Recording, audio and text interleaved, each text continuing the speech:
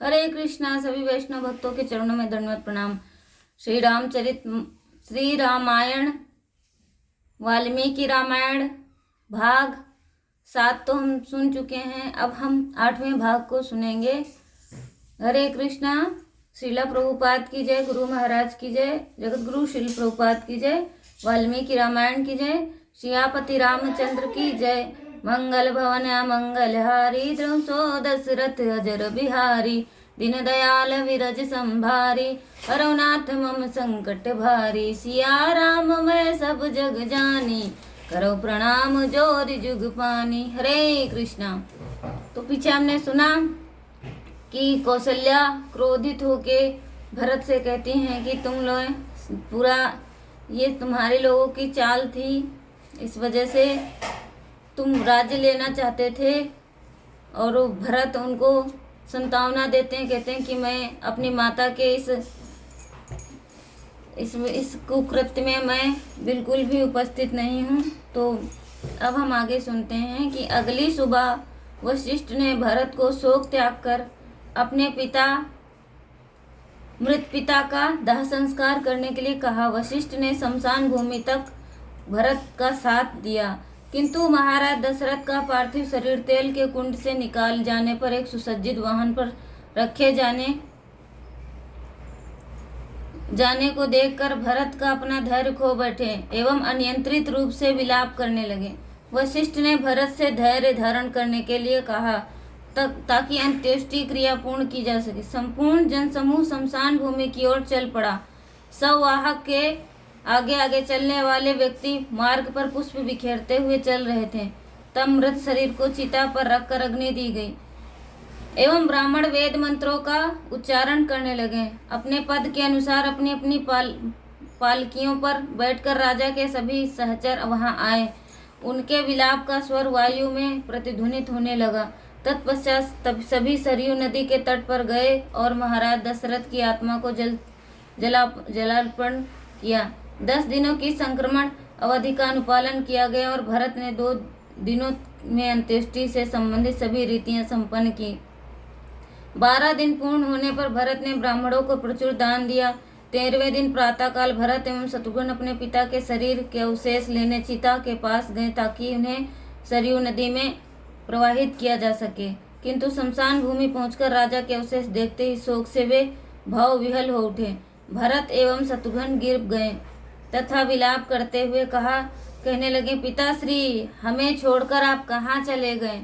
वशिष्ठ ने भरत को सांत्वना दी और कहा, प्रिय राजकुमार, तुम्हें अपने ऊपर संयम रखना चाहिए ताकि तुम अपना कर्तव्य पालन कर सको। अपने पिता के शरीर की अस्थियां एवं राख एकत्रित करो। इस स्थल को साफ करके तत्पश्चात यह अवशेष सरयू नदी में प्रवाहित कर दो। जीवन मृत्यु सुख दुख लाभ हानि आदि की द्वैत अवस्था को सभी देहधारी अनुभव करते हैं। जीवन मृत्यु सुख दुख लाभ हानि आदि द्वैत अवस्था को सभी देहधारी अनुभव करते हैं, अतः इसे नकारा नहीं जा सकता। शोक में इस सीमा तक डूबकर विलाप करना इक्ष्वाकु वंश की संतान के लिए उचित नहीं है। ये कौन कह रहा है? वशिष्ठ जी कह रहे हैं प्रहलाद महाराज से। तत्पश्चात अंत्येष्टि क्रिया समाप्त करके महल लौटने पर भरत वन जाकर राम लक्ष्मण एवं सीता को वापस लाने का विचार करने लगे। शत्रुघ्न ने भरत से कहा, राम जो सभी के हितैषी हैं, एक स्वार्थी स्त्री की सनक के कारण वन में भेज दिए गए। मेरे भ्राता लक्ष्मण निश्चय ही निंदा के पात्र हैं। क्या वे इस विपत्ति को टालने के लिए कुछ नहीं कर सकते थे? तभी कुबड़ी मंथराई। यद्यपि वह वानरी सदृश लगती थी, तथापि वह अपने शरीर पर चंदन का लेप लगाए राजोचित वस्त्र एवं बहुमूल्य आभूषण धारण करके आई थी।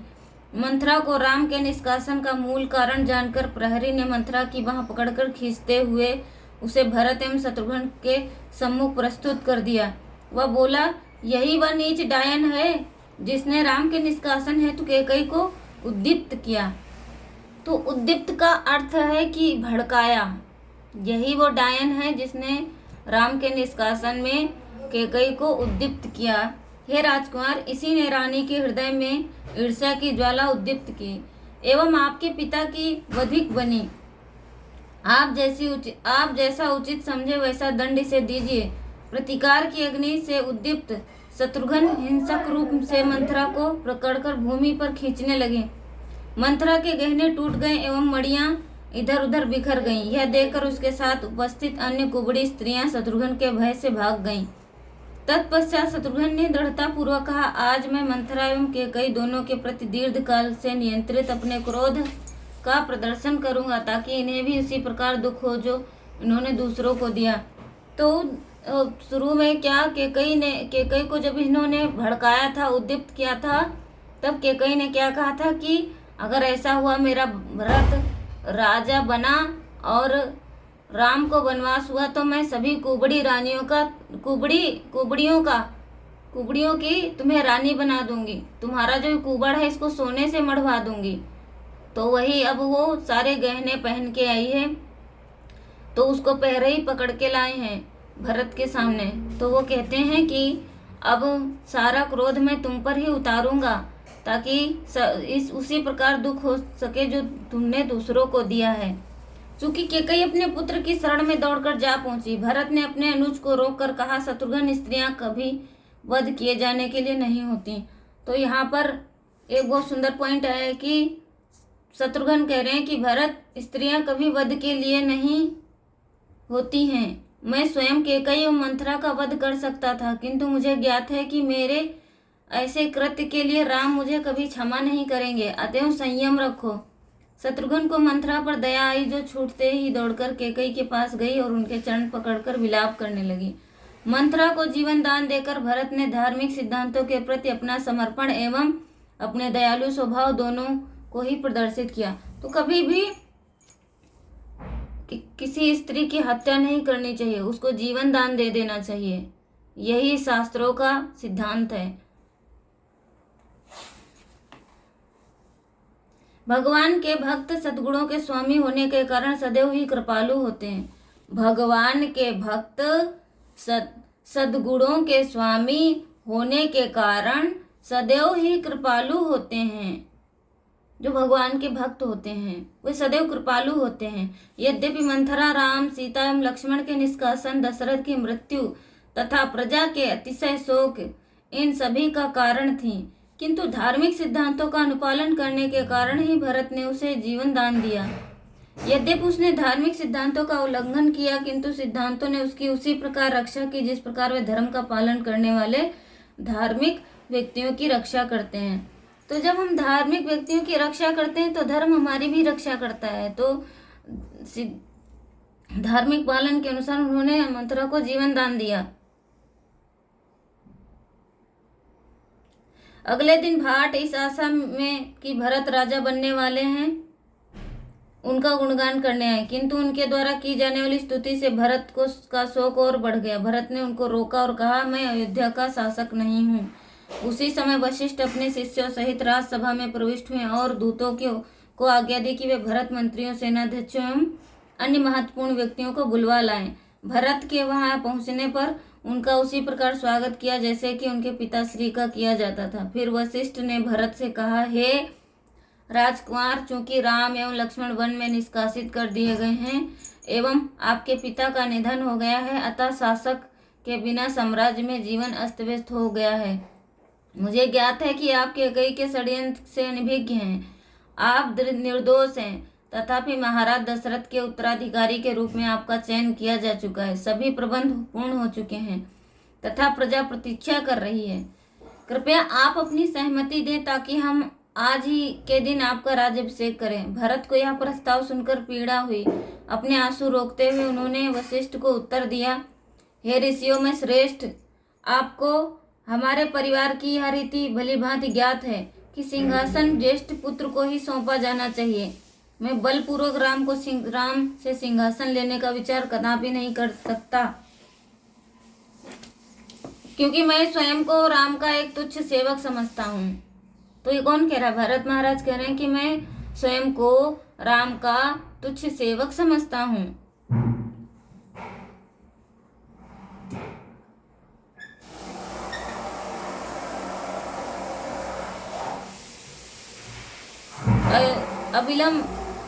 मैं राम को अविलंब अयोध्या लौट आने के लिए सहमत करने वन में जाना चाहता हूँ। यदि मैं ऐसा नहीं कर पाता हूँ तो लक्ष्मण की भांति उनके साथ रह जाऊंगा। अतः आप आवश्यक मार्ग के निर्माण हेतु अभियंताओं एवं सेनाओं को आदेश दें ताकि हम निर्विघ्न प्रस्थान कर सकें। भरत का ऐसा भावुक निवेदन सुनकर सभी की आंखों में आंसू आ गए। उनके निर्णय से सभी प्रसन्न थे। उनकी सहमति पाकर भरत के मन का भार उतर गया और उनके नेत्रों से हर्ष के आंसू बहने लगे। भरत की ऐसी अभिलाषा का समाचार सुनकर सभी प्रसन्न हुए।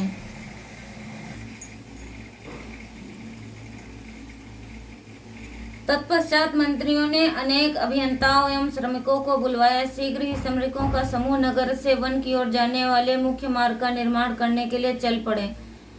पहले श्रमिकों ने वृक्ष को काटा एवं जड़ों को उखाड़कर गड्ढों को भरकर भूमि को समतल किया।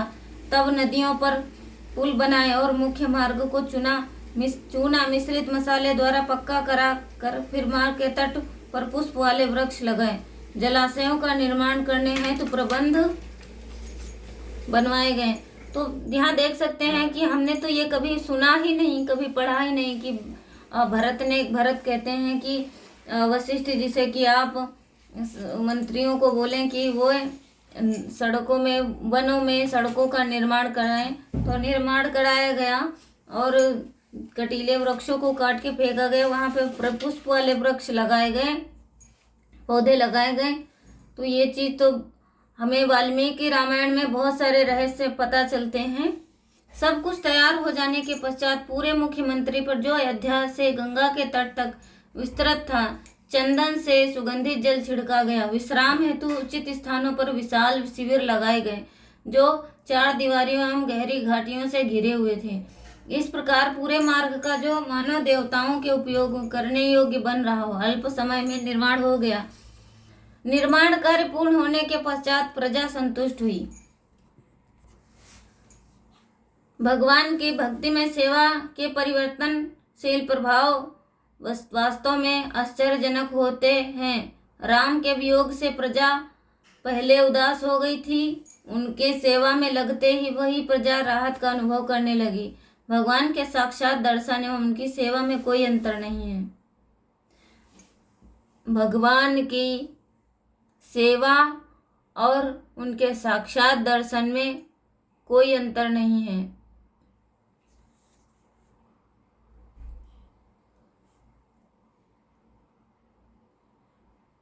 भगवान का साक्षात दर्शन करने के प्रयास की अपेक्षा हमें दृढ़ता से उनकी सेवा करनी चाहिए। तो भगवान के दर्शन की अपेक्षा नहीं करनी चाहिए, उनकी दृढ़ता से सेवा करनी चाहिए ताकि वे स्वयं हमें देखना चाहें। तो बहुत सुंदर पॉइंट है यहाँ पे, ताकि भगवान वे स्वयं हमें देखना चाहें, इतनी दृढ़ता से सेवा करनी चाहिए भगवान की। अगली सुबह भरत ने सुमंत्र से अपना रथ लाने को कहा और तब वे विशाल सेना लेकर चले। भरत के नेतृत्व से उस विशाल दल में 60,000 रथ थे जिनके सारथी राम के पूर्ण शरणागत थे। 1,00,000 घुड़सवार थे एवं 9,000 हाथी थे जो कमल पुष्पों के साथ सुसज्जित थे। कौशल्या, सुमित्रा तथा कैकेयी भी अपने अपने रथ पर चढ़कर राम को वन से लौटा लाने की आशा में चल पड़ी। अन्य अनेक व्यक्ति भी राम को देखने की आशा में प्रसन्नचित्त होकर भरत के साथ चल दिए। अयोध्या के निवासी स्वर्गलोक के निवासियों के सदृश प्रतीत हो रहे थे। उन्होंने अपने सबसे सुंदर वस्त्र पहने थे, सुगंधित पुष्पों की मालाएं धारण की थी एवं शरीर पर चंदन का लेप लगाया था।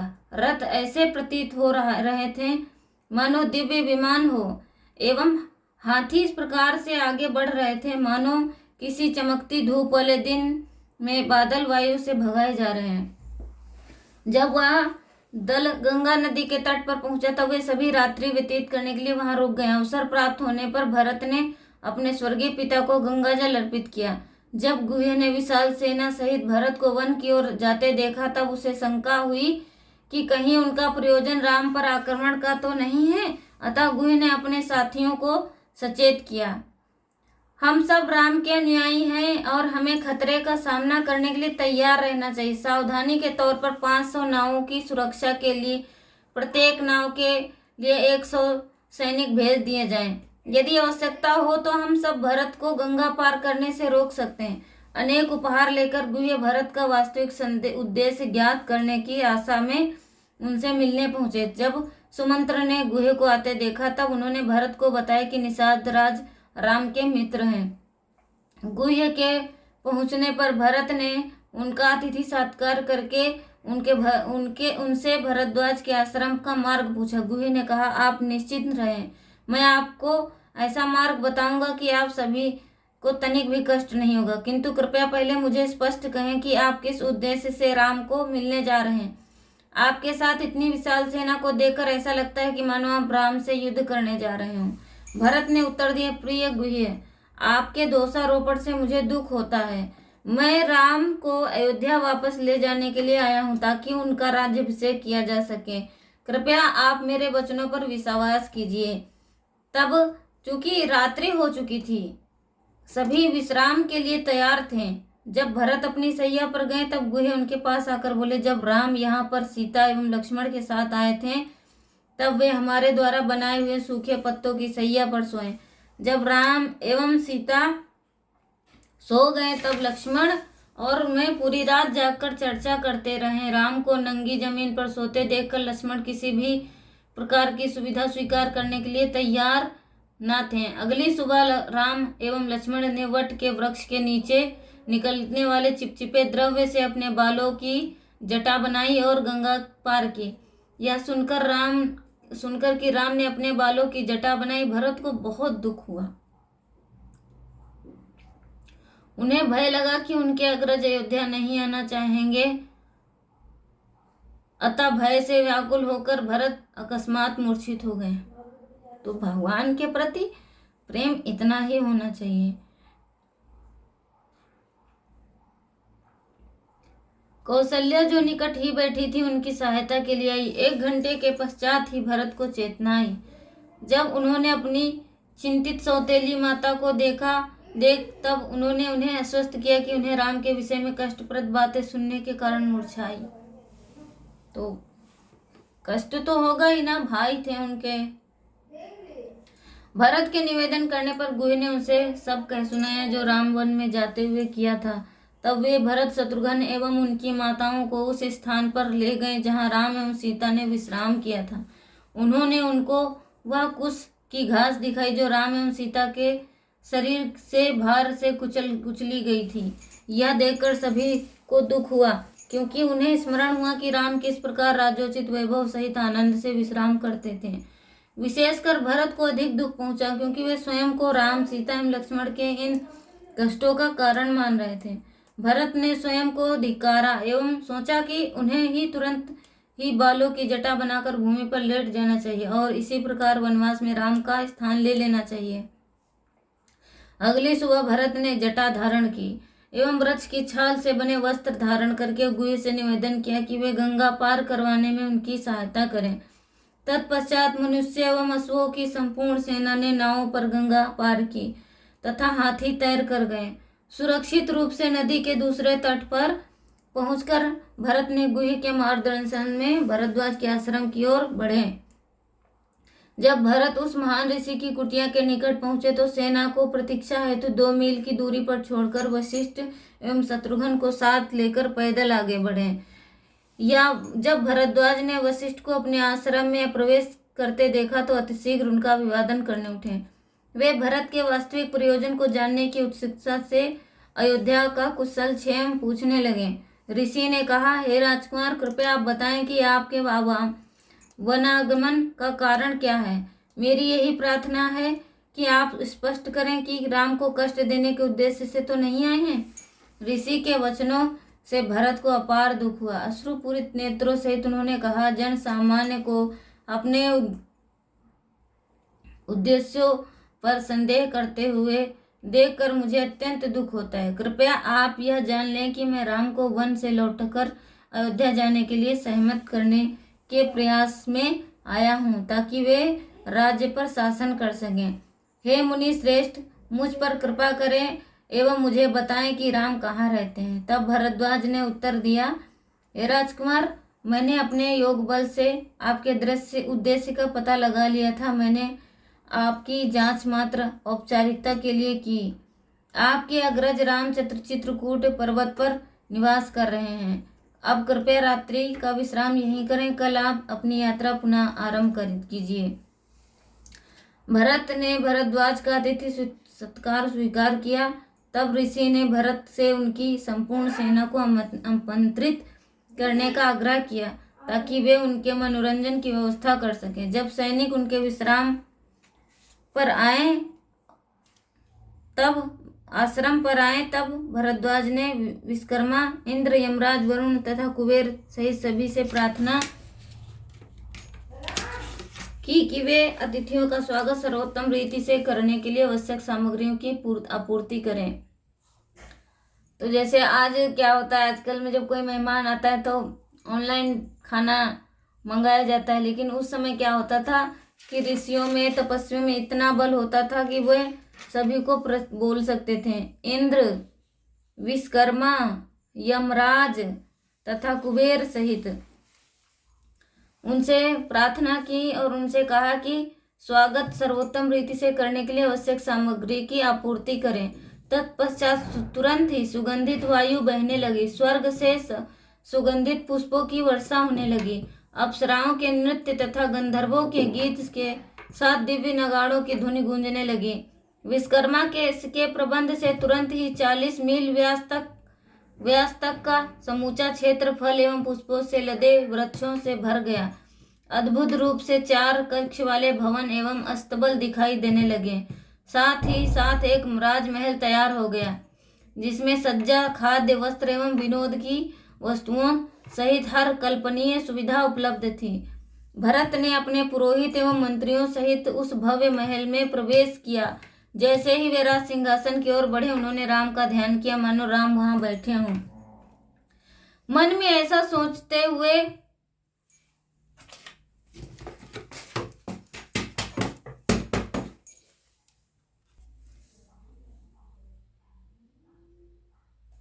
उस सिंहासन की परिक्रमा करके उन्हें प्रणाम किया।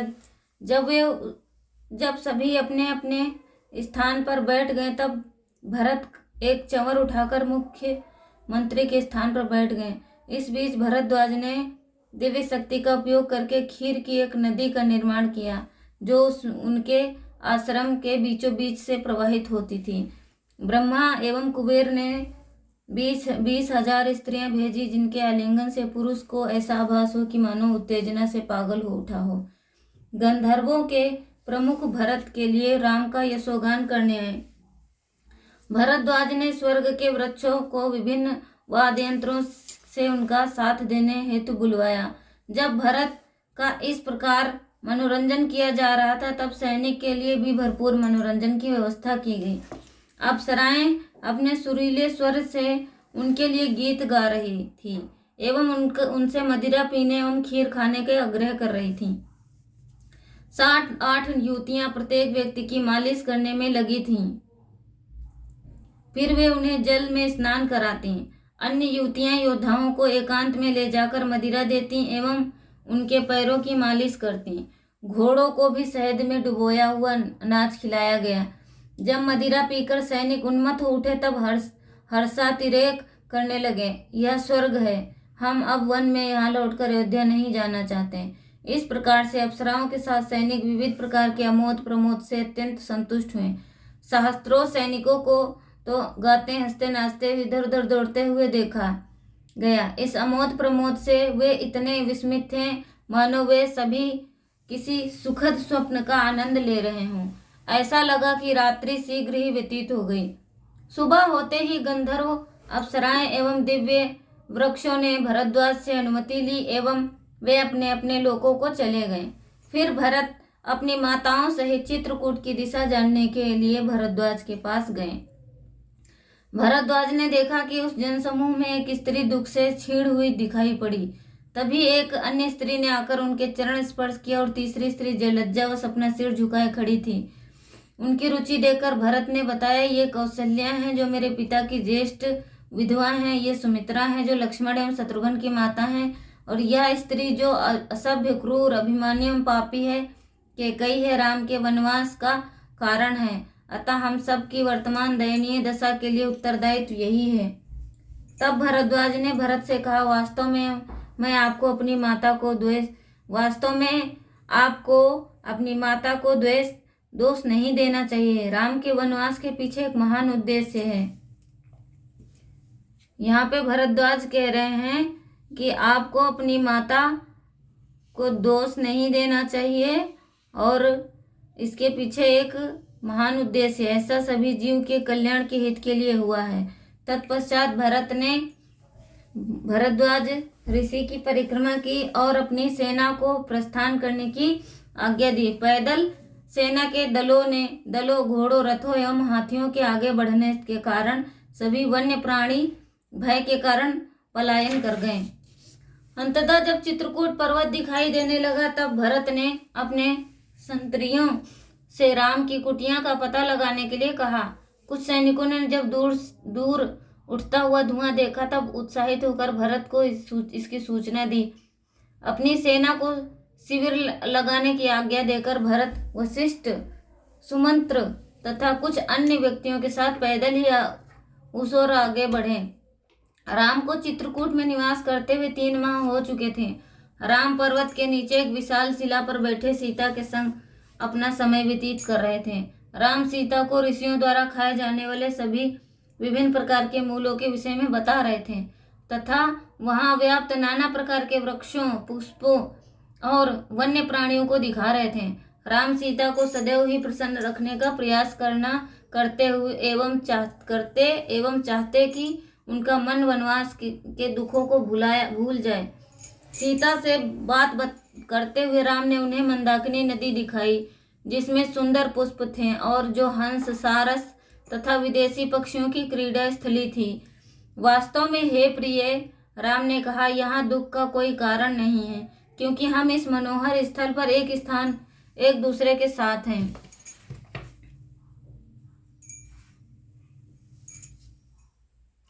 उसी समय राम ने कुछ दूरी पर धूल उड़ती देखी जहां से भरत की सेना आ रही थी। शीघ्र ही उन्होंने वन्य प्राणियों का स्वर भी सुना जो भय के कारण पलायन कर रहे थे। यह देखकर राम लक्ष्मण की ओर मुड़कर बोले, जिस भी कारण से यह धूल उड़ रही है वह वन्य प्राणियों को भयभीत कर रही है। तुरंत जाकर पता लगाओ कि इस कोलाहल का क्या कारण है। तब लक्ष्मण एक विशाल वृक्ष पर चढ़ गए। वहां से उन्होंने एक विशाल सेना को अपनी ओर आते देखा। अति आवश्यक समझकर उन्होंने राम से आकर कहा, अग्नि बुझा दीजिए, एक विशाल सेना इधर आ रही है। सीता को गुफा में छिपा दीजिए एवं हथियार को एकत्रित कर लीजिए। हमें उनका सामना करने के लिए तैयार रहना चाहिए। राम ने लक्ष्मण को बुलवाकर कहा, उनके रथ की पताका देखकर आओ ताकि हमें ज्ञात हो कि किसकी सेना आ रही है। अधि चिन्ह को देखकर लक्ष्मण समझ गए कि यह उनके भाई की सेना है और उच्च स्वर में पुकार कर रहे हैं, ये भरत है, वे अवश्य हमारा वध करने आ रहे हैं ताकि वे निश्चिंत होकर साम्राज्य का शासन कर सके। वस्तुतः वे तीव्र उत्साह में इधर आ रहे हैं। हमें तुरंत ही धनुष लेकर पर्वत की चोटी से उनके साथ संघर्ष करने के लिए तैयार हो जाना चाहिए। मुझे लगता है कि हमारा सौभाग्य है कि हम उस व्यक्ति से संघर्ष कर सकेंगे जो हमारी पीड़ा एवं दुर्भाग्य का कारण है। हमें भरत का वध करने में संकोच नहीं करना चाहिए। तत्पश्चात मैं कैकेयी एवं उनके संबंधियों का भी वध करना चाहूंगा ताकि उनके द्वारा किए गए पापों से मुक्त होकर धरती पवित्र हो जाए। क्रोध से उत्तेजित लक्ष्मण को रोकते हुए राम ने कहा, भरत यहाँ मुझसे मिलने की तीव्र इच्छा से आ रहा है, फिर बाण धनुष की क्या आवश्यकता है। मेरे विचार से भरत को मुझे साम्राज्य देने आ रहे हैं। तथापि यदि भरत का वध करके स्वयं राज सिंहासन लेने की तुम्हारी इच्छा हो तो कहो, मैं भरत से शांति पूर्वक सिंहासन तुम्हें सौंप देने के लिए कहूँगा। इस प्रकार राम द्वारा भर्त्सना किए जाने पर लक्ष्मण ने अपना सिर लज्जा से झुका लिया और कहा, मुझे लगा कि पिताश्री हमसे मिलने आए हैं, किंतु चूंकि उनका हाथी श्वेत छत्र के बिना है, मुझे लगता है कि वे आए होंगे। लक्ष्मण तब वृक्ष से उतरकर राम एवं सीता के साथ कुटिया की ओर बढ़े। इस समय भरत ने उस वन में प्रवेश किया जिसमें चित्रकूट पर्वत स्थित था। तब जब उन्होंने पुनः धुआं निकलते हुए देखा तब वे उसी दिशा में बढ़े, इस आशा के साथ कि वे राम कुटिया के निकट पहुंच जाएंगे। भरत शीघ्रता पूर्वक जा रहे थे तथा गुह्य, शत्रुघ्न एवं कुछ अन्य उनके पीछे थे। वशिष्ठ उनकी माताओं को साथ ला रहे थे तथा भरत ने उस कुटिया को देखा जहाँ राम, लक्ष्मण एवं स्वर्ण जनित धनुष थे एवं सामने यज्ञ की वेदी थी। जब भरत ने राम को देखा तब आंखों में आंसू लिए वे दौड़े हुए रोते हुए बोले, हे राम, आपको जटा धारण किए तथा वृक्ष की छाल से निर्मित वस्त्र पहने देखकर तथा आपके चरण कमलों का वन में के फूलों की चुभन देखकर अपार कष्ट होता है। मेरे द्वेष के कारण ही आप उस राजोचित वैभव का सुख नहीं ले पा रहे हैं जिसके आप अधिकारी हैं, और उसके स्थान पर आपको वन में रहकर कष्ट सहना पड़ रहा है। शीला प्रभुपाद के अनुसार भगवान के चरण कमल सदैव ही भक्तों के ध्यान का विषय रहे। दंडकारण्य वन में भ्रमण करते हुए कभी कभी रामचंद्र के चरणों में शूल चुभ जाते हैं, यह सोचकर उनके भक्त मूर्छित हो जाते हैं। इस प्रकार भौतिक विश्व की कमी की क्रिया प्रक्रिया से भगवान को सुख दुख की अनुभूति नहीं होती, किंतु भक्तों को भगवान के चरणों में शूलों का चुभना सहन नहीं होता।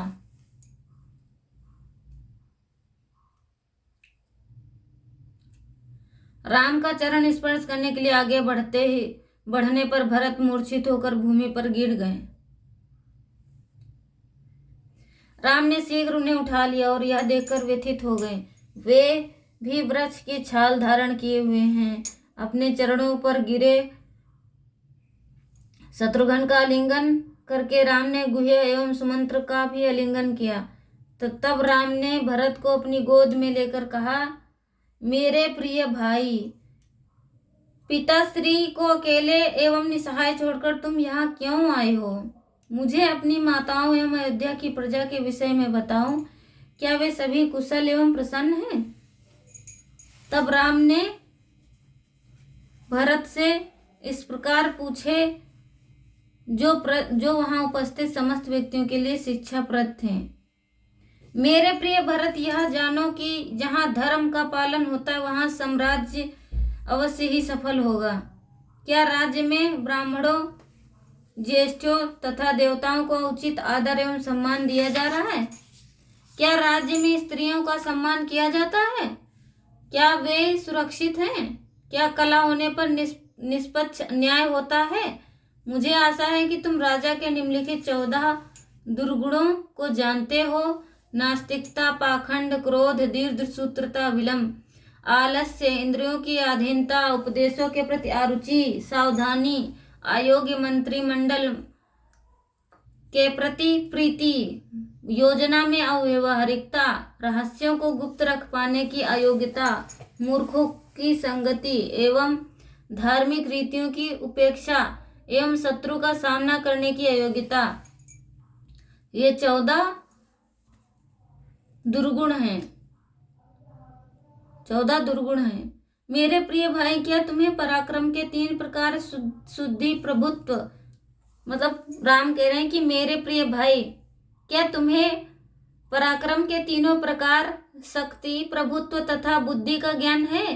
क्या तुम अधिक बोलने वाले, अपशब्दों का प्रयोग करने वाले, संपत्ति अपहरण करने वाले एवं अन्यायी, इन चारों के संग से स्वयं को दूर रखते हो? क्या तुम 16 प्रकार के राजाओं के साथ संबंध को अस्वीकार करते हो, जो किशोर हो, अनुभवहीन हो, वृद्ध हो, दुर्बल हो, रुग्ण हो, जो आपदस्थ कर दिए गए हों, जो अति क्रोधी हों, कायर हों, लोभी हों, विषयी हों एवं तुच्छ हों, जो युद्ध में पराजित हों, जो प्रायः राज्य से बाहर प्रदेश में घूमते हों, जिसके अनेक शत्रु हों, जो अति निर्धन हों, जो धार्मिक सिद्धांतों के विरोधी हों तथा मंत्रियों द्वारा तिरस्कृत अथवा मानसिक रूप से विचलित हों। मुझे आशा है कि शास्त्रों मूर्खों की अपेक्षा कर किसी एक विद्वान की संगति को तुम उचित समझो। आवश्यकता के समय एक गुणवान मंत्री अत्यंत लाभप्रद सिद्ध हो सकता है, जबकि सहस्त्रों मूर्ख मिलकर भी कुछ नहीं कर सकते। हे भरत, यदि कोई राजा ऐसे वैद्य को जो केवल रोग वर्धन में प्रवीण होता है, ऐसे सेवक को जिसका उद्देश्य अपने स्वामी का अपमान करना होता है, और ऐसे योद्धा को जो स्वयं शासक बनना चाहता हो, सेनावृत्ति नहीं करता, तथा तब ये सभी उसे राजा को अवश्य ही समाप्त कर देंगे। क्या स्त्रियों को तुम सुरक्षा एवं सम्मान देते हो? क्या वे अपनी भौतिक आवश्यकताओं की पूर्ति से संतुष्ट हैं? तुम्हें स्त्रियों पर अत्यधिक विश्वास नहीं करना चाहिए एवं उनके समक्ष गुप्त रहस्य प्रकट नहीं करने चाहिए। भरत की जटा एवं वन के अनुकूल वस्त्रों को देखकर राम समझ गए कि यह सब भरत उनके प्रति प्रेम के कारण है। तब भरत का पुनः आलिंगन करके राम ने पूछा, भ्राता भरत, तुम राज सिंहासन को त्याग कर एक भिक्षुक के वेश में वन क्यों आए हो? भरत ने उत्तर दिया, हे राम, मेरी माता के षड्यंत्र का मुझे कोई ज्ञान नहीं था। मेरे अनुसार आप ही सिंहासन के सही उत्तराधिकारी हैं। अतः मैं आपसे प्रार्थना करता हूँ कि आप अयोध्या लौटकर साम्राज्य का शासन संभालें। व्यवहारिक तौर पर पूरी अयोध्या जड़वत स्थिर हो गई है, क्योंकि सभी आपकी अनुपस्थिति से दुखी हैं। तो भाई कैसा होना चाहिए? भरत जैसा, कि उसको अंदर तनिक भी लालच नहीं है कि मुझे ही राज सिंहासन मिले। वो अपने भाई को लेने के लिए वन में गए। आज के कलयुग में क्या देखा जाता है कि अगर जरा से भी 1 इंच भी जमीन मिल जाए, उसमें अगर भाई का वध भी करना पड़े तो लोग कर देते हैं, पीछे नहीं हटते हैं। मैं आपसे प्रार्थना करता हूँ कि आप अयोध्या लौटकर साम्राज्य का शासन संभालें। व्यवहारिक तौर पर पूरी अयोध्या जड़वत स्थिर हो गई है, क्योंकि सभी आपकी अनुपस्थिति से दुखी हैं। अपनी भावुक प्रार्थना करते हुए भरत ने राम के चरण कमलों को अपने सिर पर रख लिया। राम ने तब भरत को उठाकर कहा, मैं जानता हूँ कि मुझे वन भेजे जाने में तुम्हारा कोई योगदान नहीं है, तथापि अन्याय पूर्ण ढंग से सिंहासन लेने की मेरी कोई अभिलाषा नहीं है। हे भरत, तुम्हें अपनी माता अथवा राजा को द्वेष नहीं देना चाहिए, क्योंकि उन दोनों ने व्यवहारिकता के कारण ऐसा किया है। वस्तुतः ज्येष्ठ अपने आश्रितों के साथ जैसा चाहे व्यवहार कर सकते हैं। अतः तुम्हें राज सिंहासन स्वीकार करके राज्य का शासन करना चाहिए। यह तुम्हारे पिता की इच्छा है। मैंने 14 वर्ष की अवधि को वन में व्यतीत करने का निर्णय लिया है, क्योंकि मैं अपने पिता की आज्ञा को सबसे महत्वपूर्ण धार्मिक सिद्धांत मानता हूँ। किंतु भरत ने यह कहकर टाल दिया कि ज्येष्ठ राजकुमार के रहते हुए कोई शासक नहीं बन सकता। अतः हमारे स्वर्गीय पिता की आत्मा को जल अर्पण करने के पश्चात आपको ही अयोध्या आकर राज सिंहासन पर बैठना चाहिए। अपने पिता की मृत्यु का समाचार सुनते ही राम मूर्छित होकर धरती पर गिर गए। तब सीता, लक्ष्मण एवं शत्रुघ्न ने उनके ऊपर जल छिड़का, तब जाकर वे पुनः चेतन हुए। उसके पश्चात आंसू बहाकर पिता की मृत्यु का शोक करने लगे और बोले, अब मैं कभी अयोध्या नहीं जाऊंगा। यद्यपि ऐसा लगा कि वे एक सामान्य मानव की भांति विलाप कर रहे हैं, किंतु वास्तव में वे दिव्य त्रिगुणातीत थे। भगवान तथा उनके शरीर एवं उनकी लीलाएं कभी सामान्य भौतिक नहीं होती। जन्म कर्म च मे दिव्यम एवं यो वेति तत्वता त्यक्त्वा देह पुनर्जन्म नेति मामेति सो अर्जुना। भगवत गीता में श्री कृष्ण कहते हैं कि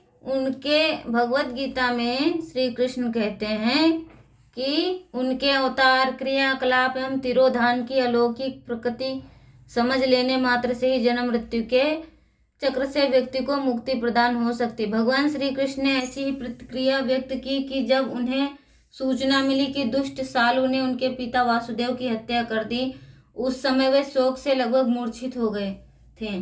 भगवान राम एवं भगवान कृष्ण दोनों पूर्ण पुरुषोत्तम भगवान होने पर भी कभी कभी विचलित क्यों प्रतीत होते हैं? विलाप एवं व्याकुलता तो बद्धात्माओं के लक्षण हैं।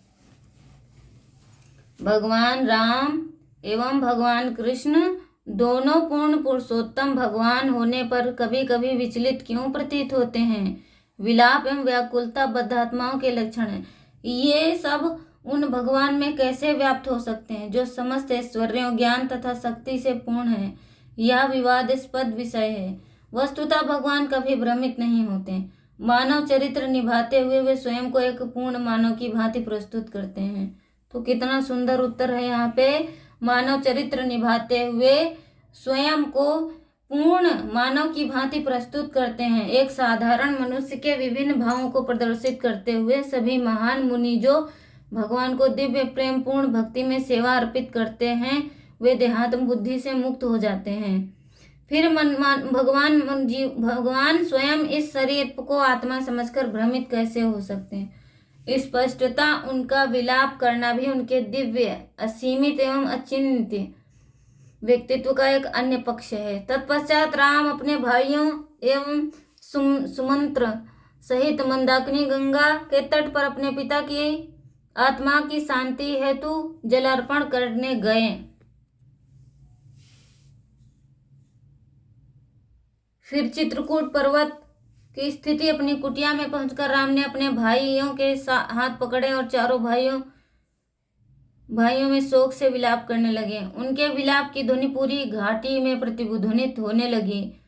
जब भरत के सैनिकों ने यह ध्वनि सुनी तब वे शोकाकुल हो उठे, क्योंकि उन्हें समझ आ गया कि सभी भाई उनके पिता की मृत्यु के शोक में विलाप कर रहे हैं। सभी सैनिक ध्वनि की दिशा में दौड़े, क्योंकि वे सभी राम का दर्शन करने के लिए उत्सुक थे। कुटिया के समीप पहुंचकर योद्धाओं ने अश्रुपूर्ण नेत्रों से राम का अभिवादन किया। राम ने भी सभी को उनके पदानुसार स्वागत किया। इस बीच वशिष्ठ राजा दशरथ की तीनों विधवाओं को लेकर तीव्र वेग से चलकर राम के पास आ रहे थे। जब वे मंदाकिनी गंगा के तट पर पहुंचे तब उन्होंने राम द्वारा अपने स्वर्गीय पिता को अर्पित वस्तुओं के अवशेष देखे। कौशल्या को यह देखकर बड़ा दुख हुआ कि राम ने अपने पिता को केवल वन्य फलों के गुद्दे ही समर्पित किए। कौशल्या को यह अपने पति के योग्य नहीं लगा और अचरज से उन्होंने सोचा, दृष्टांत की सत्यता यही है कि मनुष्य जिन देवताओं की आराधना करता है उन देवताओं को उसी भोजन का अंश प्राप्त होता है जिसको खाकर उनका भक्त अपना निर्वाह करता है। जब वशिष्ठ इन तीनों विधवाओं राम की कुटिया पर पहुंचे तब उन्हें देखकर वे सभी विषादग्रस्त हो गए। वे स्वर्ग से गिरे हुए किसी देवता की भांति दिखाई दे रहे थे। राम तुरंत खड़े होकर अपनी माताओं के चरण स्पर्श करने चले। जब वे उनके चरण छूने के लिए झुके तब उनकी माताएं उनकी पीठ पर लगी धूल साफ करने। उसी प्रकार सीता एवं लक्ष्मण ने भी अश्रुपूर्ण नेत्रों सहित माताओं के चरण स्पर्श किए। कौशल्या ने सीता का आलिंगन किया एवं राम वशिष्ठ के चरण स्पर्श करने उनके पास पहुंचे। तब राम अपने गुरु के पास बैठ गए एवं अन्य उनके चारों ओर बैठ गए। जब भरत ने राम से कहा, मैं कौशल राज्य आपको लौटाना चाहता हूँ, यद्यपि वहां उपस्थित अन्य सभी ने इसकी सराहना की, किंतु राम ने कहा, मेरे प्रिय भरत, इस भौतिक विश्व में कोई भी स्वतंत्र रूप से कार्य नहीं कर सकता। अनंत काल के नियंत्रण में अंततः सबकी पराजय होती है। अतः बुद्धिमान मनुष्य को जीवन के परिवर्तनों पर शोक नहीं करना चाहिए। बुद्धिमान मनुष्य को जीवन के परिवर्तनों पर शोक नहीं करना चाहिए। संयोग का अंत वियोग में होता है। जैसे पानी में बहने वाली लकड़ी अंत में टुकड़ों में बिखर जाती है, परिवार और समाज कुछ समय के लिए मिलकर फिर पृथक पृथक गंतव्य को चले जाते हैं। जैसे किसी ठोस स्तंभ का सने सने क्षय होता है और वह भवन के धराशायी होने का कारण बनता है, युवा मनुष्य वृद्ध होकर अंततः मृत्यु को प्राप्त होता है। जैसे एक नदी उसके स्रोत की ओर नहीं बह सकती, प्रत्येक व्यक्ति को अपने पिता एवं समूह पूर्वजों के पद चिन्हों का अनुसरण करना चाहिए। मनुष्य के चर्म में झुर्रियां पड़ जाती हैं और केश श्वेत हो जाते हैं। वह क्या कर सकता है? वह उदित होते तथा अस्त होते सूर्य को देखकर आनंदित होता है, यह सोचे बिना कि उसकी आयु हास हो गया है। एक सभ्य एवं विद्वान व्यक्ति को मृत्यु के पश्चात उच्चतर लक्ष्य की प्राप्ति हेतु धार्मिक सिद्धांतों का पालन करने में अपनी शक्ति का प्रयोग करना चाहिए। हमारे पिता ने अपने वृद्ध शरीर का परित्याग करके स्वर्ग के सुखों को प्राप्त किया है, अतः विलाप करने की कोई आवश्यकता नहीं। तो जब कोई वृद्ध शरीर त्याग कर स्वर्ग जाता है तो विलाप नहीं करना चाहिए और जीवन के इस परिस्थिति को स्वीकार करना चाहिए, उसमें विलाप नहीं करना चाहिए। मनुष्य को जीवन के परिवर्तनों का शोक नहीं करना चाहिए। मनुष्य के जीवन के परिवर्तनों का शोक नहीं करना चाहिए। संयोग का अंत वियोग में होता है। तो कहते हैं कि हमारे पिता ने वृद्ध शरीर को छोड़कर स्वर्ग में गए हैं, स्वर्ग को प्राप्त हुए हैं। तो तुम्हें रोना नहीं चाहिए, शोक नहीं व्यक्त करना चाहिए। अतः विलाप करने की कोई आवश्यकता नहीं। भरत, तुम्हें तुरंत ही अयोध्या लौटकर अपने पिता की आज्ञा का पालन करना चाहिए। मैं उनकी इच्छा की पूर्ति करने के लिए यहीं रहूंगा। भरत ने तर्क किया, हमारे भद्र पिताश्री वृद्ध अवस्था में स्त्री के प्रति अत्यंत आसक्त हो गए थे। ऐसा कहा जाता है कि मृत्यु के समय व्यक्ति किसी न किसी वस्तु में निश्चित रूप से आसक्त हो जाता है। व्यक्ति मृत्यु के समय किसी न किसी वस्तु में निश्चित रूप से आसक्त हो जाता है। वस्तुतः पिताश्री के लिए यह सत्य था। राम, आपको यह उस हानि की क्षति पूर्ण करनी चाहिए जो पिताश्री की आसक्ति के कारण हुई और अयोध्या लौट चलना चाहिए। आप एक क्षत्रिय हैं, आपका कर्तव्य है कि आप शासक बनकर रहें, न कि सन्यासी की भांति। आप एक गृहस्थ हैं जो चारों आश्रमों में उत्तम आश्रम है। आप पारिवारिक जीवन के कर्तव्यों को क्यों त्यागना चाहते हैं? यदि आप अयोध्या नहीं लौटेंगे तो मैं भी यहीं रह जाऊंगा, मैं जैसे लक्ष्मण यहाँ हैं। राम ने उत्तर दिया, प्रिय भरत, तुम हमारे पिता को यह दोष देकर कि वे कैकेयी के प्रति आसक्त थे त्रुटि कर रहे हो। दशरथ के साथ कैकेयी के विवाह के समय ही कैकेयी के पिता ने राजा से यह वचन लिया था कि कैकेयी का पुत्र ही राजा होगा। भरत, अब तुम अयोध्या लौट जाओ और पिताश्री के वचन को अखंड रखो। तुम्हें राज्य का शासन करने का उत्तरदायित्व लेना होगा, भले ही यह केवल मेरे लिए हो। उसके पश्चात ऋषि जबाली ने बोलना आरंभ किया। राम में राजोचित वैभव का सुख भोगने और इंद्रियों की सुख की इच्छा जागृत करके अयोध्या लौटने के विचार से जबाली नास्तिकतावाद के दर्शन को इस प्रकार समझने लगी। हे राजकुमार, जीव वीर एवं अंडे के संयोग से फल के अतिरिक्त और कुछ नहीं है। माता जीव के जन्म का भौतिक कारण एवं पिता कार्यक्षम कारण होते हैं। वास्तव में जीव का निर्माण अणु के कणों का संयोग मात्र है। मृत्यु के पश्चात वह पुनः धूल कण बन जाता है। अतः प्रत्येक वस्तु अणुओं के संयोग के अतिरिक्त और कुछ नहीं। वास्तव में हम जिन्हें माता पिता पुत्र पुत्री कहते हैं उनका हमसे कोई वास्तविक संबंध नहीं है। राम, आप अपने तथाकथित पिता के लिए इतनी पीड़ा क्यों सह रहे हैं? अंत्येष्टि क्रिया के संपादन से क्या लाभ? तो यहाँ पे बहुत सुंदर उदाहरण है कि ये शरीर है जो कण है और ये मिल जाएगा, तो आप अपने पिता की इस इच्छा को मतलब क्यों कष्ट सह रहे हैं, इतनी पीड़ा क्यों सह रहे हैं? अंत्येष्टि क्रिया के संपादन से क्या लाभ? क्या मृतक आपका द्वारा अर्पित की वस्तुएं खा सकता है? जो कुछ हम प्रत्यक्ष रूप से देख सकते हैं वही सब कुछ है। मेरे प्रिय राम, भरत के दिए राज्य को स्वीकार करके उनका आनंद लीजिए, जिससे इंद्रियों को तुष्टि हो। इस विषय मन को सुनते ही राम उत्तेजित होकर बोले, आपके विचार धर्म के वेश में अधर्म हैं। आपके विचार धर्म के वेश में अधर्म हैं, ये भयानक हैं।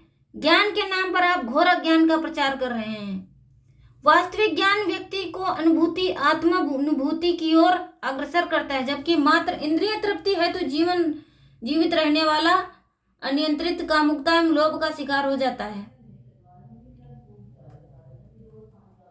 बहुत सुंदर उदाहरण है यहाँ पे कि जैसे आपको किसी ने कहा, आपके पिता ने कहा कि आपको ये धर्म का पालन करना है और वो पिता नहीं रहे, तो क्या करेंगे आप? अपने पिता की आज्ञा का पालन करेंगे या आप अपने मन के अनुसार चलेंगे? तो जहां पे धर्म होगा ना, वो अपने पिता की आज्ञा का पालन करेगा।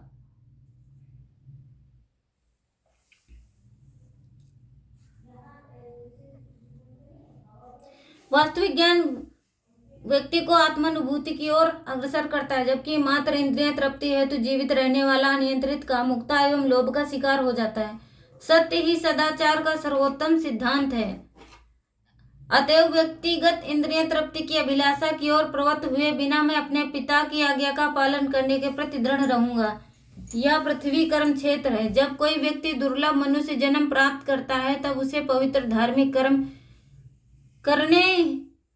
कर्म ही करने चाहिए। आपको मंत्री बनाकर मेरे पिताश्री ने त्रुटि की है, क्योंकि आपके विचार नास्तिकतावादी हैं। आपके समान नास्तिक व्यक्ति इतना दोषी होता है कि वेदों के अनुसार उसका मुंह देखना भी वर्जित। जब जबाली ने बताया, वास्तव में मैं वेदों का अनुयायी हूँ, मेरा भगवान के अस्तित्व पर दृढ़ विश्वास है। मैं तो केवल आपको लौट चलने के लिए सहमत करने की आशा में ऐसा बोल रहा था। जबाली की बातों से राम को उत्तेजित देखकर वशिष्ठ ने हस्तक्षेप किया। जबाली ने ऐसा इसलिए कहा क्योंकि उन्हें ज्ञात है कि प्रजा आपसे यही चाहती है कि आप अयोध्या लौटकर राज सिंहासन स्वीकार करें। इक्ष्वाकु वंश में सर्वदा सभी महान शासकों ने अपने ज्येष्ठ पुत्र को ही सिंहासन के उत्तराधिकारी के रूप में नियुक्त किया। जब आप अग्रज जीवित हैं तब तक अनुसिंहासन नहीं ले सकता, यही नियम है। अतः हम पुनः आपसे अयोध्या लौट चलने की प्रार्थना करते हैं। आप सोचिए कि मेरी आज्ञा का उल्लंघन करना धर्म के विरुद्ध होगा। गुरु की आज्ञा माता एवं पिता की आज्ञा से श्रेष्ठ होती है। गुरु की आज्ञा माता एवं पिता की आज्ञा से श्रेष्ठ होती है। किंतु राम दृढ़ रहें और बोले कि व्यक्ति को अपने माता पिता के प्रति जो कर्तव्य है वह अटल है। जब भरत को लगा कि अब राम को मनाने का प्रयास व्यर्थ है, तब वे दुखी होकर सुमंत्र से बोले, जब राम की कुटिया के सामने कुछ की घास बिछा दो, मैं यही निर्जन उपवास करके आंखों पर पट्टी बांधे तब तक बैठा रहूंगा जब तक राम अपना हाथ छोड़कर राज सिंहासन को स्वीकार नहीं कर लेते।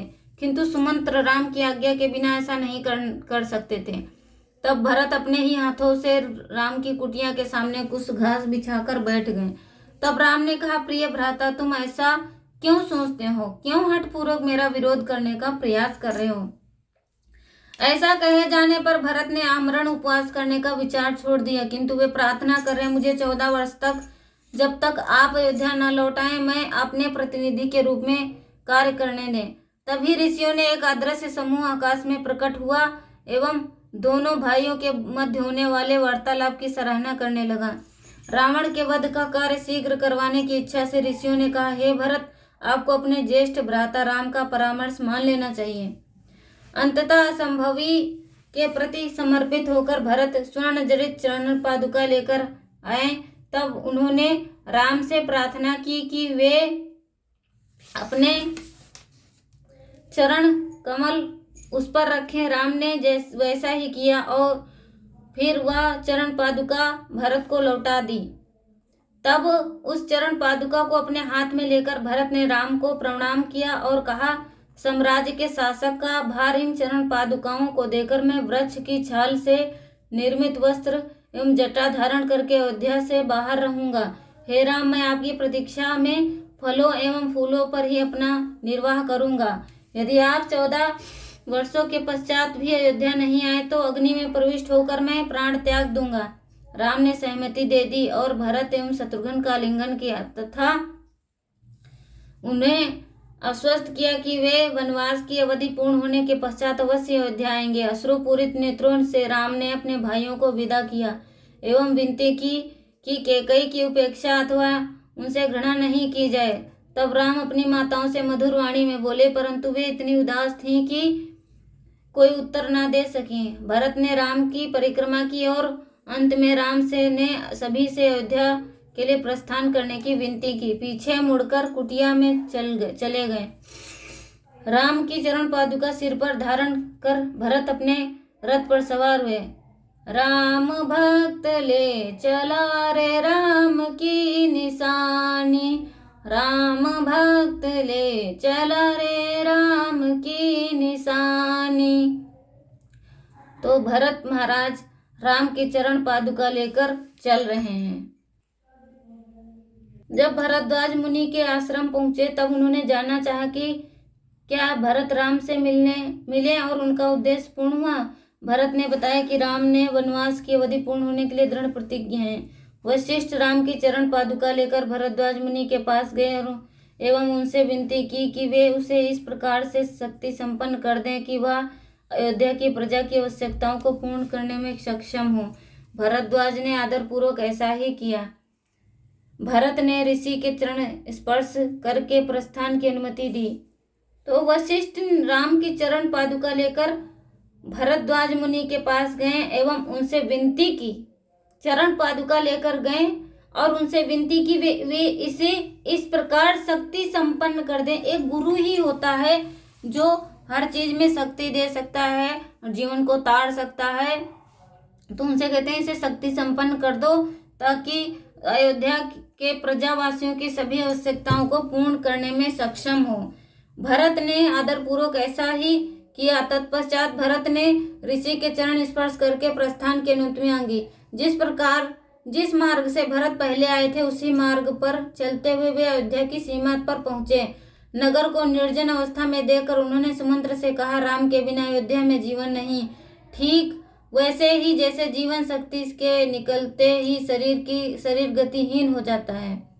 दशरथ के महल में पहुंचते ही उसे सुनसान देखकर भरत दुख के कारण फूट फूट कर विलाप करने लगे।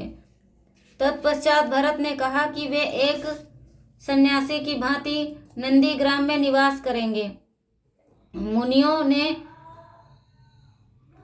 सन्यासी की भांति नंदीग्राम में निवास करेंगे। मंत्रियों ने उनके इस भद्र निर्णय की सराहना की। भरत ने रथ बुलवाया तथा वे शत्रुघ्न के संग चल दिए।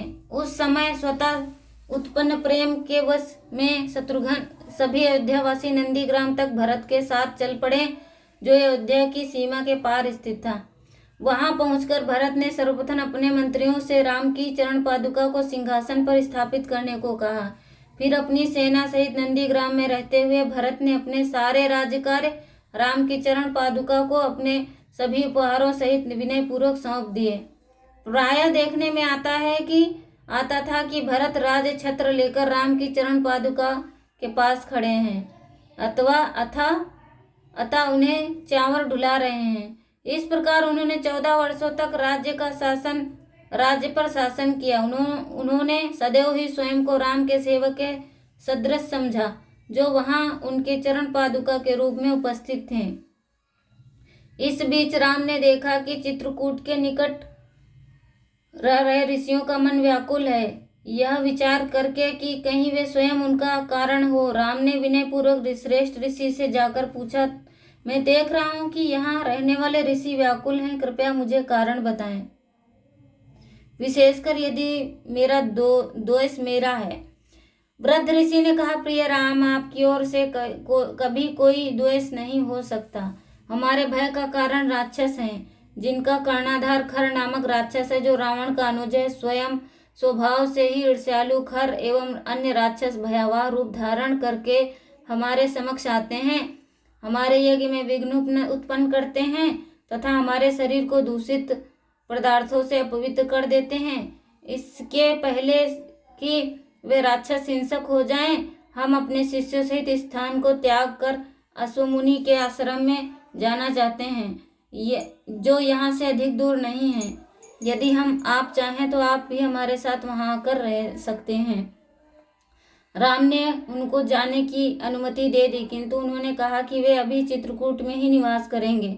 तत्पश्चात राम का मन भी वहां नहीं लगा। उन्हें भरत की एवं अपनी माताओं की याद सताती थी। राम ने देखा कि वह क्षेत्र भरत की सेना में आए हाथियों एवं घोड़ों के मलमूत्र से दूषित हो गया था।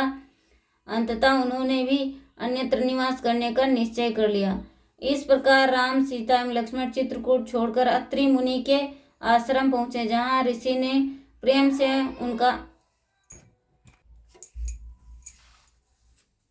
जब अत्रि मुनि ने अपनी वृद्ध पत्नी अनुसुईया को सीता के स्वागत के लिए बुलवाया, तब राम की नित्य संगिनी ने उस तपस्विनी से अत्यंत विनम्रता से भेंट की।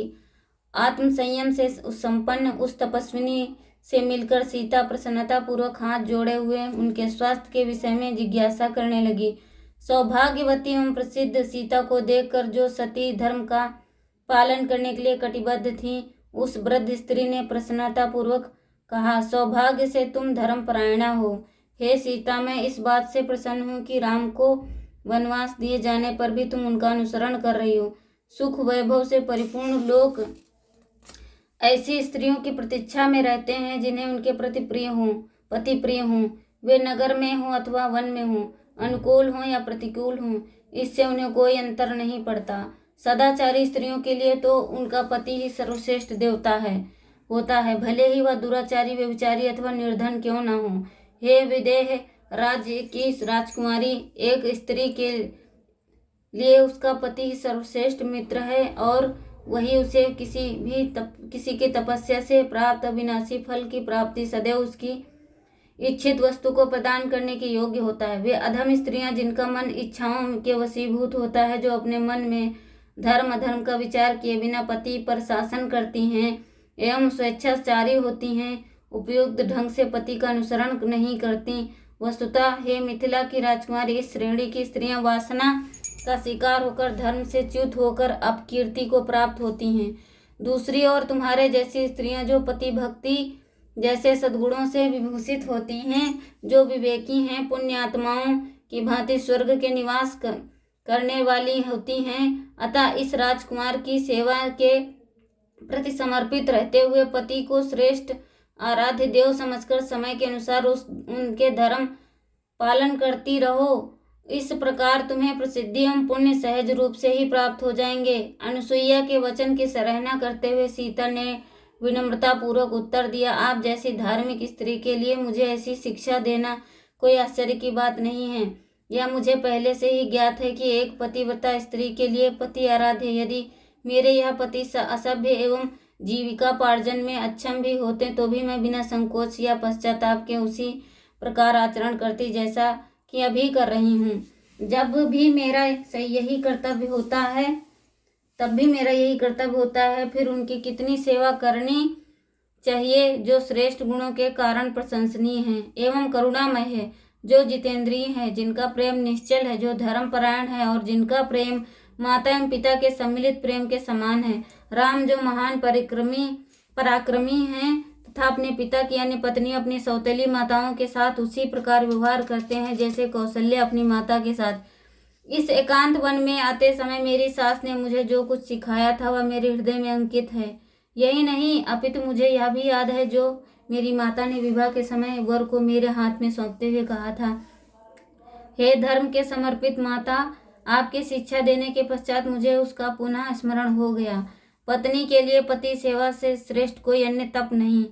पति भक्ति में अटल अनेक स्त्रियां अपने इस धार्मिक कार्य के कारण भगवान के राज्य में उच्च प्रतिष्ठा की पात्र बनती हैं। तब अनुसुईया ने सीता से प्रसन्न होकर कहा, मेरी पुत्री, मैं अपनी संचित योग शक्ति का उपयोग करके तुम्हें वरदान देना चाहती हूँ, कृपया मुझे बताओ कि तुम क्या चाहती हो। सीता ने उत्तर दिया, हे महान तपस्विनी, आपकी उपस्थिति ही समुचित वरदान है। किंतु अनुसुईया ने प्रसन्न होकर सीता को कभी न सूखने वाली एक दिव्य माला, दिव्य वस्त्र एवं आभूषण दिए तथा एक ऐसा कांतिवर्धक प्रसाधन दिया जो अनश्वर था। जब अनुसुईया ने राम के साथ उनके विवाह का प्रसंग सुनाने का आग्रह किया तब सीता ने बताया कि एक बार मेरे पिता राजा जनक यज्ञ की वेदी के निर्माण के उद्देश्य से धरती समतल कर रहे थे, तब मैं अकस्मात पृथ्वी से प्रकट हुई। मेरा शरीर धूल में लिपटा हुआ था। तभी आकाशवाणी हुई कि उस निसंतान राजा को मुझे स्वीकार कर लेना चाहिए। इस प्रकार मेरा पालन पोषण राजा जनक की पुत्री के रूप में हुआ। मेरे किशोर अवस्था में कदम रखते ही उन्हें चिंता होने लगी कि क्योंकि वे दिव्य रूप से उत्पन्न मुझ बालिका के योग्य वर नहीं ढूंढ पा रहे हैं। अंततः उन्होंने स्वयंवर रखने का निर्णय किया, जिसके अनुसार वरुण द्वारा मेरे पूर्वज देवरात को प्रदान किए गए भगवान शिव के धनुष का प्रत्यंचा चढ़ाने वाले युवक ही मुझसे विवाह कर सकता था। किंतु उस धनुष पर प्रत्यंचा चढ़ाना तो दूर रहा, बड़े से बड़े राजा भी उस धनुष को उठा पाने में सफल रहे। राम ने जो विश्वामित्र के साथ मिथिला आए थे, अत्यंत सहजता से उस धनुष पर प्रत्यंचा चढ़ाकर उसे तोड़ दिया। किंतु राम ने मुझे अपनी पत्नी के रूप में तब स्वीकार नहीं किया जब तक कि उन्होंने अपने पिता महाराज दशरथ से अनुमति नहीं ले ली। इस प्रकार कौशल नरेश के वहां आने के पश्चात ही विवाह उत्सव संपन्न हुआ। विवाह प्रसंग सुनाने के पश्चात संध्या होने के कारण अनुसुईया ने सीता से आग्रह किया कि वह अपने नए आभूषण पहनकर राम के पास जाएं। सुंदरता से अलंकृत सीता को देखकर राम प्रसन्न हुए। उन्होंने रात्रि विश्राम अत्रि ऋषि के आश्रम में किया। अगले दिन राम ने ऋषि के दंडकारण्य वन में जाने का मार्ग पूछा। तब मुनि ने राम को मार्ग बताकर उन्हें सावधान किया। इस वन में कष्ट देने वाले भयंकर राक्षस हैं। वहां रहने वाले ऐसे किसी भी व्यक्ति का भक्षण करने में उन्हें आनंद आता है जो खान पान के पश्चात मुंह नहीं धोते अथवा जो धार्मिक निर्देशों का पालन नहीं करते। तब राम ने ऋषि से विदा लेकर सीता एवं लक्ष्मण के साथ उस घने वन में प्रवेश किया मानो घने काले बादलों के भीतर चंद्रमा प्रवेश कर रहा हो। हरे कृष्णा। तो अगला पाठ हमारा जो आएगा वो आरण्य कांड होगा। तो तब तक आप प्रतीक्षा कीजिए। धन्यवाद हमें सुनने के लिए। हरे कृष्णा कृष्णा कृष्णा हरे हरे, हरे राम राम राम हरे हरे। जगत गुरु शिल प्रभुपाद की जय। अनंत कोटि वैष्णव भक्त वृंद की जय। गुरु महाराज की जय। गुरु गौरांग की जय। हरे कृष्ण।